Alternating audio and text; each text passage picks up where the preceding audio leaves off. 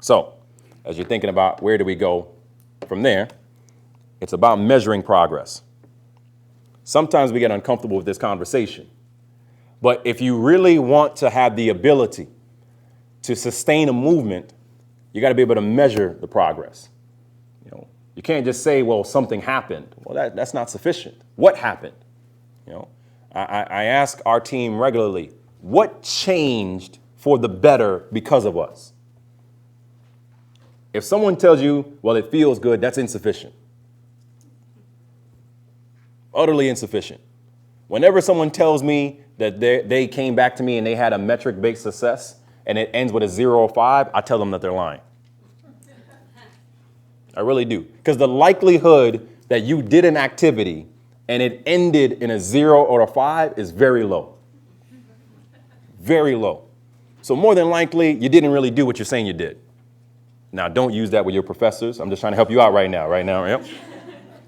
But when you think about, I know Marshall Gans was talking about this recently. The island teams are disconnected. Leadership is exhausting. Snowflakes build capacity and power. Right? You want to talk about how you build capacity and power, you got to do it through metrics. How do I see growth? How do I see development? So continued communication. It's easy to be committed to building together without checking in on progress. You can't have a sustained movement if you're not real about yourself on if we're moving. Too often we said, we feel really good because we had a press conference that went well today. Okay, well, you had a press conference, but did you get any press out of it? Did anyone change life behavior because of it? Did anyone do anything? Well, nothing. Okay, well, it wasn't successful then. You just felt good because someone showed up with a camera. Or they showed up with a camera and you went on, you had great talking points, you said everything you want to say, but then you messed up one line. And then the entire story was about that one line. I know that doesn't happen to anyone in this room, right? Never, right? Always ask yourself, did you give someone an action when you're putting it out there? I want you to call this number. I want you to knock on these doors. I want you to do this activity. I want you to do this in this way, because then you have the ability to measure your progress. I use a separate example, using another nonprofit, Reverend Sharpton, they now, for National Action Network, at the end of their conferences now have what's called Measuring the Movement. And they've been doing that on the Saturday afternoons itself. And one thing that's been good about it is now you can have a real conversation. What did we actually do to change something? So every single night, sometimes people don't think about this in politics. I have metrics-based reports that my team send me. How many people did we knock on their doors today? How many residents who didn't have heat earlier this morning now have heat tonight? How many kids did we get books to today? If you can't tell me that, we were not successful. And quite frankly, you would not operate in that manner in any way in anything else you do. So why would you operate that way in a movement? If you were in class and someone just said, well, you're doing well, that's not sufficient. How am I doing well? What am I doing? How do I get better? You leave and you go into the business aspect. How do you grow in that manner? So establish and commit to metrics and measurements for success.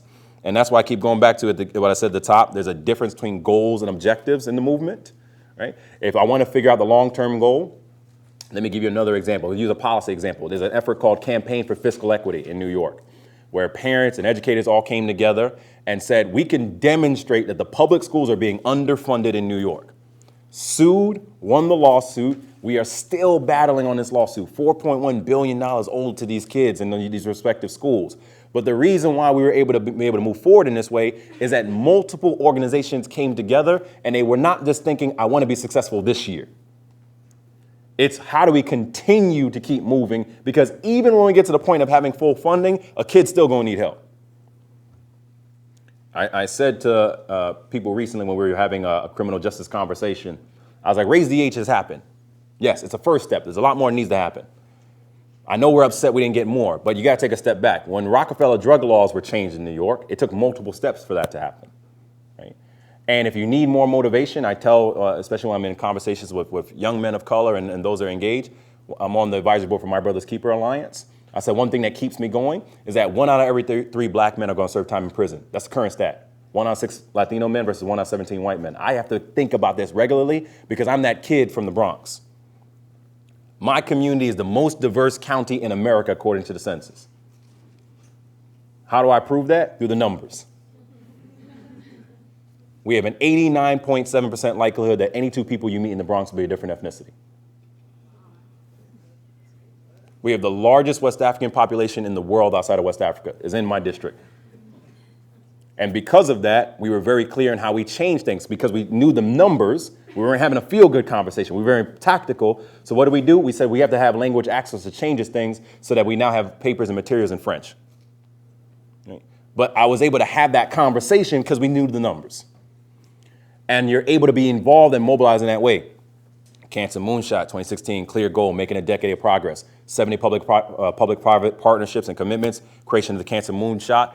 You understand that's not just going to happen in one day. It's going to take some time to be able to get there in that way and in that manner.